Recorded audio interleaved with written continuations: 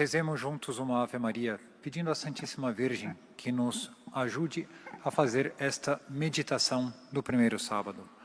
Ave Maria, cheia de graça, o Senhor é convosco. Bendita sois vós entre as mulheres, e bendito é o fruto do vosso ventre, Jesus.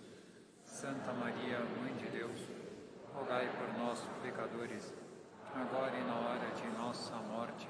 Amém. Querem estar sentados por alguns instantes?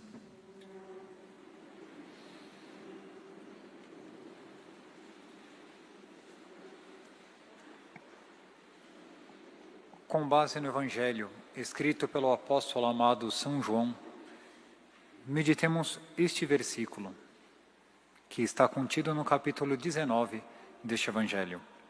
Levaram então Jesus consigo. Ele próprio carregava a sua cruz para fora da cidade, em direção ao lugar chamado Calvário, em hebraico, Gólgota. Lembremos que nosso Senhor Jesus Cristo está sendo julgado. Existia naquela época o Palácio de Herodes. Tinha sido construído uns 30 anos antes do nascimento de nosso Senhor Jesus Cristo. E nesse palácio havia um pátio interno. Segundo reconstituições, já não temos mais este palácio. Um pátio grande, um pouco retangular. Ali foi propriamente o local da tribuna, onde nosso Senhor Jesus Cristo, diante do povo, foi julgado por Pôncio Pilatos. Logo após nosso Senhor Jesus Cristo ter sido julgado, ele vai para um outro local, pretório, onde propriamente ele vai ser preparado para a crucifixão. E o que nós vamos meditar agora é esta cena, final do julgamento. Uma das últimas frases de Pôncio Pilatos: eu sou inocente do sangue deste homem. Uma frase infame. Não é inocente. Ele deveria dar a inocência para o julgamento de nosso Senhor Jesus Cristo, que é a própria inocência. E da multidão surgem vozes que berravam a seguinte frase: que o seu sangue caia sobre nós, sobre as nossas cabeças e nossos filhos. Começou o processo da crucifixão. Vem a sentença escrita pelo próprio Pôncio Pilatos, que por várias fontes chegaram até nós. Eis a sentença. Jesus de Nazaré, sedutor do povo, desprezador de César e falso Messias, será levado através das ruas da cidade ao lugar ordinário das execuções. E uma vez lá, despido de seus vestidos, será pregado numa cruz, onde ficará suspenso até a morte. Estava dada a sentença. Sentença infame, mas estava dada a sentença. Em qualquer nação civilizada da época, existia um período, um lapso de tempo entre a sentença e a execução.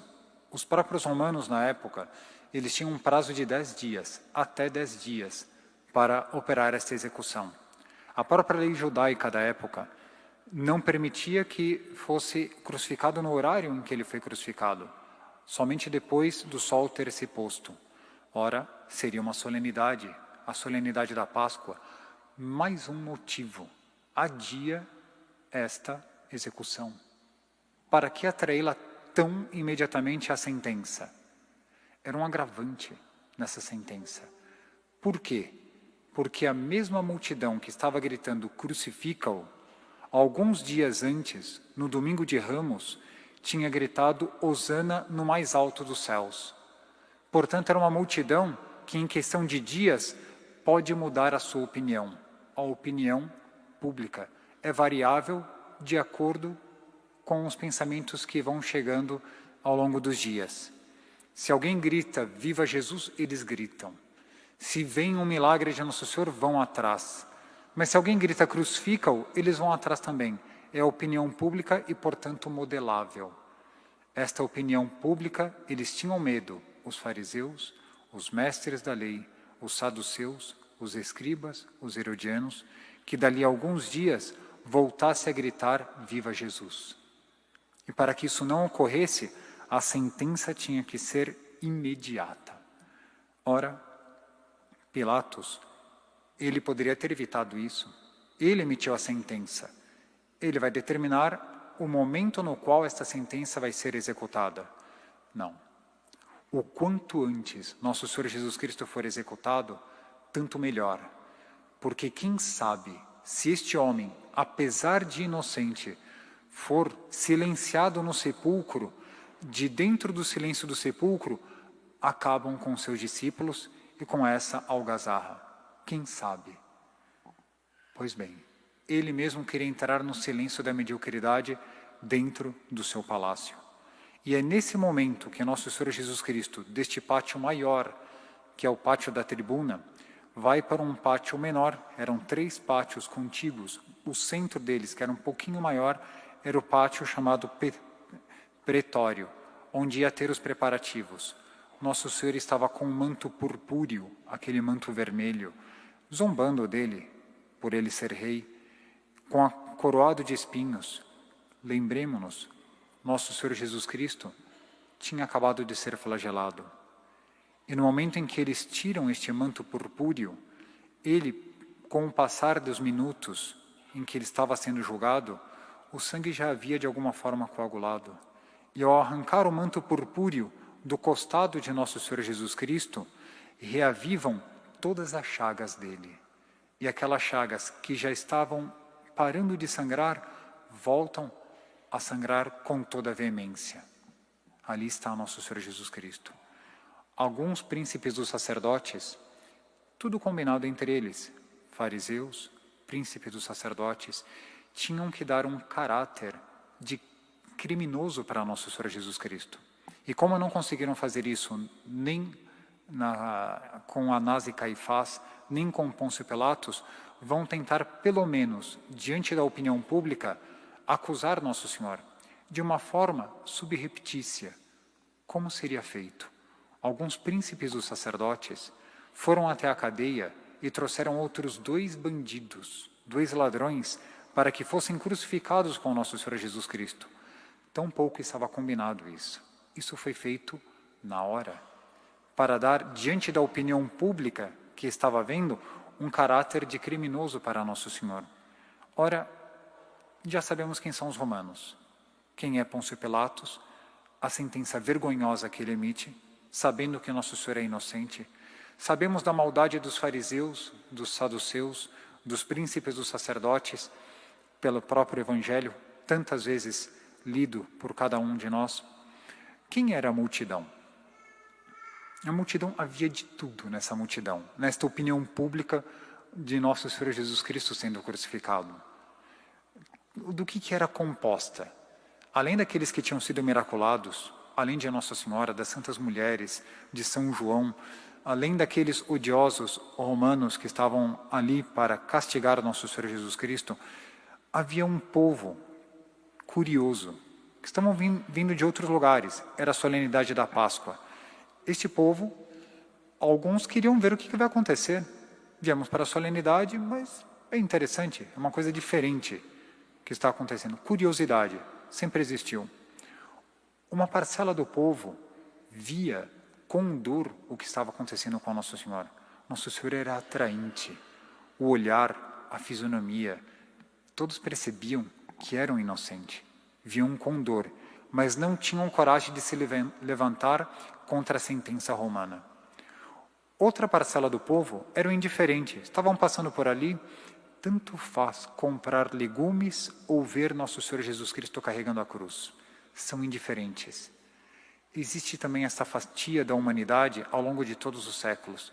Se Nosso Senhor é ofendido ou não, se um dia nós passamos numa igreja e vemos Nosso Senhor no alto de uma cruz, ou tivesse qualquer outra imagem aqui pendurada, tanto faz, são os indiferentes ao longo da história. E existia aquela parcela que se deliciava por ver Nosso Senhor Jesus Cristo sofrer. Era uma parcela sedenta de sangue. Desde que seja outro que sofra e me divirta, o problema é dele. Ainda bem que não sou eu. Existem todas essas parcelas. A opinião pública daquela época se reflete em todos os séculos. Ora, à espera do momento, já está o nosso Senhor Jesus Cristo preparado, e ele vai diante da multidão novamente, no pátio da tribuna, e aquela multidão de repente silencia. Por quê? Aparece do outro lado do pátio o mais belo estandarte de todos os tempos, a cruz. Ela, com seus 7 metros na sua trave vertical e a metade do tamanho em sua trave transversal, com seus 102 quilos de peso, ela aparece. E todos ficam em silêncio. E enquanto ela passa ao pátio da tribuna, todos abrem diante da cruz. Abrem porque é um instrumento de maldição, ser posto no madeiro, ser posto na cruz. Mas a multidão se divide porque a cruz divide. As primeiras pessoas que se dividiram diante da cruz foram anjos e demônios no alto dos céus, em função da encarnação de nosso Senhor Jesus Cristo e em função da própria cruz, se dividem anjos e demônios. No juízo final, se dividirá a humanidade entre céu e inferno, porque a cruz dividiu. A humanidade, ao longo de todos os séculos, vai se dividindo entre aqueles que aceitam e aqueles que rejeitam a cruz. E dentro do coração de cada um de nós, todos os dias nós somos divididos. Ou nós amamos a cruz, ou nós odiamos a cruz e fugimos dela. A cruz divide. E a voz do velho Simeão, quando nosso Senhor Jesus Cristo ainda era um bebê, ecoava ainda naquele pátio, quando lhe disse: este menino veio para ser sinal de contradição, para a salvação e ruína de muitos. Ali estava a voz dele. Esse menino é um sinal de contradição. Esse menino divide, e divide a cruz também. Só que é um dos encontros mais belos de toda a história. Jesus Cristo, homem-Deus, que veio operar a redenção, e a cruz. Um instrumento de maldição que no futuro seria posto no alto das basílicas e das catedrais. É um sinal de glória para nós. E, inclusive, os arautos do Evangelho aportam no peito como um estandarte, como um sinal de glória para nós e não como um sinal de vergonha. Porque é a cruz. Um dia o homem-Deus esteve suspenso nela, mas eles ainda não se tocaram. A cruz se aproxima de nosso Senhor Jesus Cristo e atiram-na aos pés do Salvador. Ela é pesada. Ele tem que se ajoelhar para levantar a cruz. E diante daquela multidão silenciosa, neste momento, ele toma uma atitude que deixa todos atônitos. Ele se ajoelha e Jesus Cristo abraça a cruz. E se não bastasse abraçar a cruz, ele oscula esta cruz antes de colocá-la sobre os ombros. E aqui já vem um primeiro conselho para nós.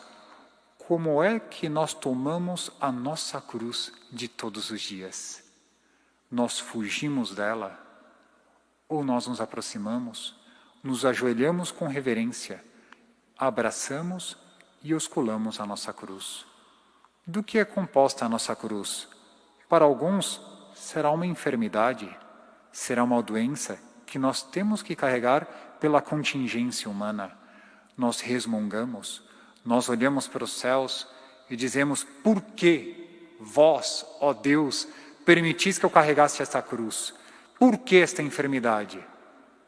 Ou pelo contrário, Senhor, de alguma forma eu poderia me unir às vossas dores na paixão. Às vezes a cruz é um mau negócio que nós fazemos e nós fracassamos. E às vezes nós não sabemos fracassar na vida. Saber fracassar é saber carregar um tipo de cruz nas nossas vidas.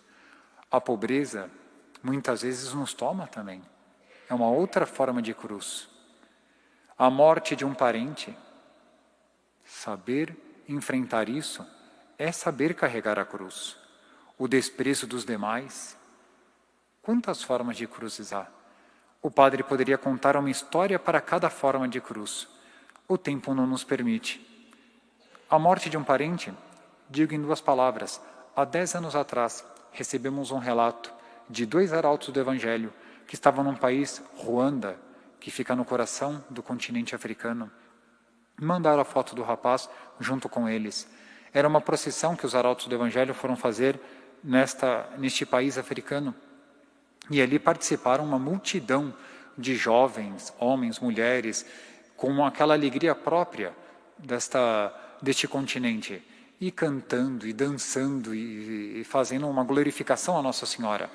E chamou a atenção um menino que não saía de perto deles, de seus 7 anos de idade. E esses 2 arautos eram altos, fortes, e um menininho bem franzino chamou a atenção que ele nunca saía de perto dos arautos, e com uma alegria enorme de poder estar rezando o terço junto com os arautos. Às tantas, chegou a hora do almoço. E os 2 arautos convidaram. Você não gostaria, você com a sua família, de almoçar conosco? Ele falou, eu posso, minha família não vai poder. Eu conto na hora do almoço. E contou. Fazia 1 semana que o seu pai havia sido assassinado. 3 dias depois, a mãe morreu de desgosto. 2 dias depois, o irmão mais velho dele, que tinha 9 anos, foi sequestrado. E em questão de 1 semana, já não havia mais família. Uma família bem constituída, pai, mãe e 2 filhos. Ele, com 7 anos de idade, ficou sozinho no mundo. E contava isso, dando um leve sorriso e dizendo, mas Nossa Senhora não me abandonou e eu pude rezar o terço com vocês no dia de hoje. A morte de um parente é saber carregar a cruz. Rezemos por este jovem, não sei qual foi o destino dele.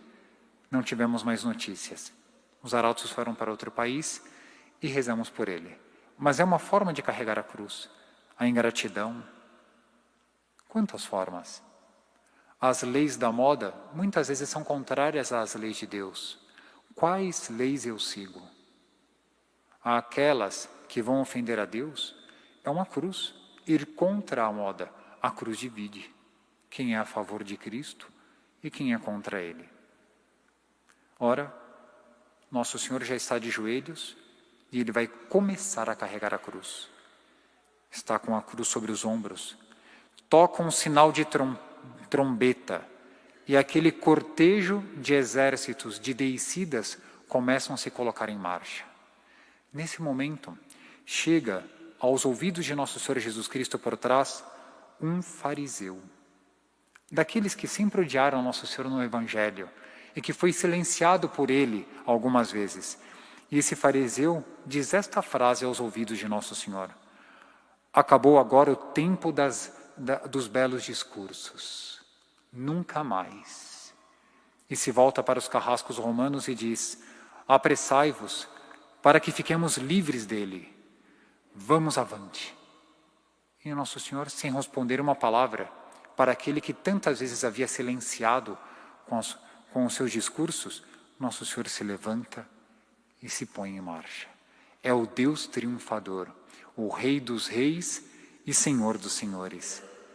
Ora, este caminho que nós vamos conhecer pelo nome de Via Sacra, ou Via Dolorosa, ou Caminho da Dor, como quiserem chamar, este caminho nós vamos ver a Nosso Senhor Jesus Cristo devorado pela sede, Nosso Senhor Jesus Cristo banhado em suor, Nosso Senhor Jesus Cristo cujo sangue já começa a abandoná-lo e ele sente a fraqueza própria de quem está nesse estado.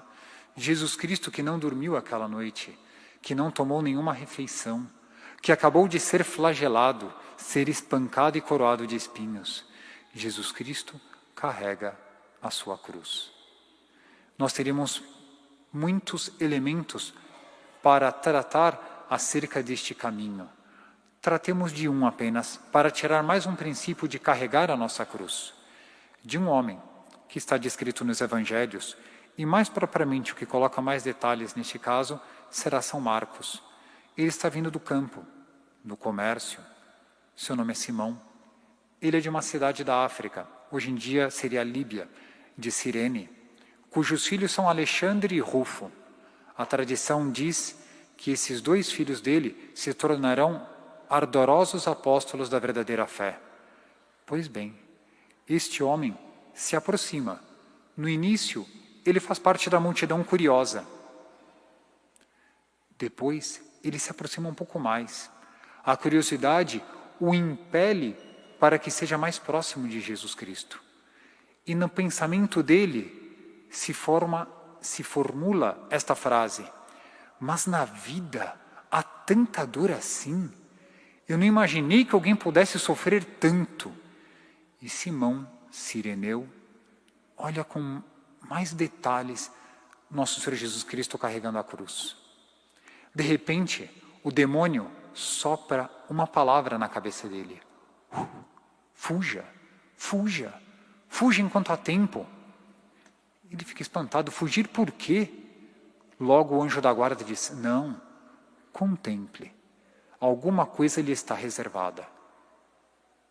Mal o anjo da guarda fala na cabeça de Simão Cireneu, um guarda diz: ajoelhe, ajude a carregar a cruz.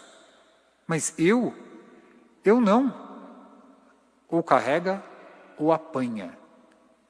Ele se ajoelha e levanta a parte de trás da cruz de nosso Senhor Jesus Cristo. O maior peso ainda é de Jesus Cristo. Mas, de alguma forma, tornar-se-á um alívio. E ele vê que nosso Senhor olha para ele. E o olhar de nosso Senhor Jesus Cristo, ele é o agredido, nosso Senhor Jesus Cristo. Mas quando ele olha para Simão, ele percebe que vem um olhar de perdão. Aquele semblante ensanguentado, com seus divinos cabelos grudados na sua cabeça por causa do sangue e da coroa de espinhos, a sua barba desfeita, mas sempre harmoniosa, olha e ele diz: como pode ele, o agredido, me conceder um perdão? E aquele olhar calou fundo na alma de Simão Cireneu. E ele aprendeu naquele dia a carregar a sua cruz. A cruz de Simão Cireneu estava associada à cruz de Jesus Cristo. E quando ele levanta e começa a carregar, ele sente que por suas mãos, um pouco pálidas, lívidas e geladas pelo medo do que está acontecendo, ele sente um sangue quente que ainda vem calentar as suas mãos. É o sangue de Jesus. Até aí, nosso Senhor vem aquecê-lo através de seu sangue. E tudo isso causa uma impressão tremenda na alma deste homem que tinha medo da cruz. Simão Cireneu. Ora, um diálogo mudo começou a ser sustentado entre ambos.